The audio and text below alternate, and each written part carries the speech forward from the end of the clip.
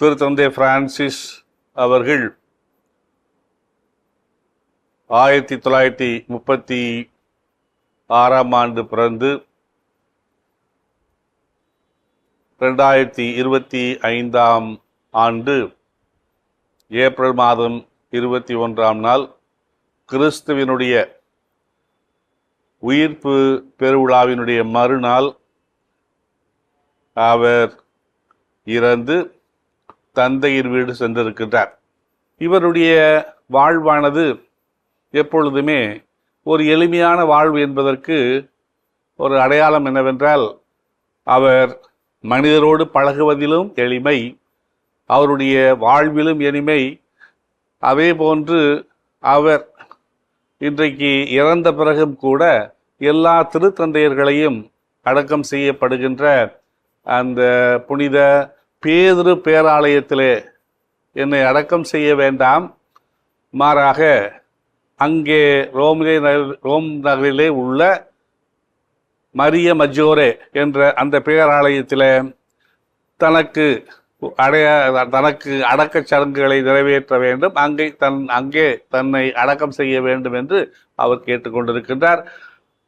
அவருடைய அந்த எளிமையான வாழ்வு மட்டுமல்ல, அவர் மாதா மேல் அதிகமான பக்தியும் கொண்டவர்.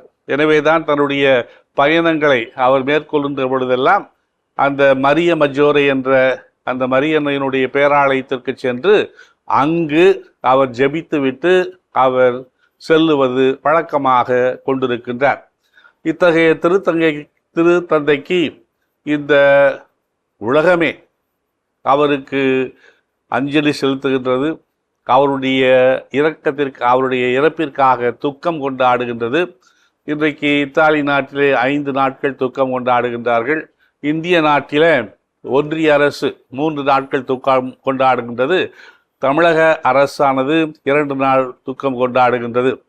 எனவே உலகத்திலே வாழ்கின்ற எல்லா கத்தோலிக்க கிறிஸ்தவர்களுக்கும் உண்மையான ஆழ்ந்த அனுதாபங்களையும் இரங்கலையும் தெரிவித்துக் கொள்வதோடு, அவர் என்றுமே அவருடைய வாழ்வானது எவ்வாறு நமக்கு ஒரு சில பாடங்களை விட்டு சென்றிருக்கிறதோ அதே போன்று அந்த பாடங்களை நாமும் அவருடைய வாழ்விலிருந்து பின்பற்றுவோம்.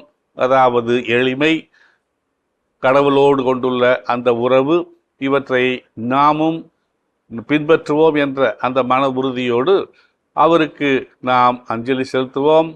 அவருக்காக நாம் தொடர்ந்து இறைவேண்டல் செய்வோம். இறைவன் உண்மையிலேயே அவருக்கு நித்திய இளைப்பாற்றியை கொடுத்து அவருடைய அன்பிலும் அவருடைய அமைதியிலும் அவரை வைத்திருள வேண்டும் என்று அவருக்காக நாம் தொடர்ந்து மன்றாடுவோம்.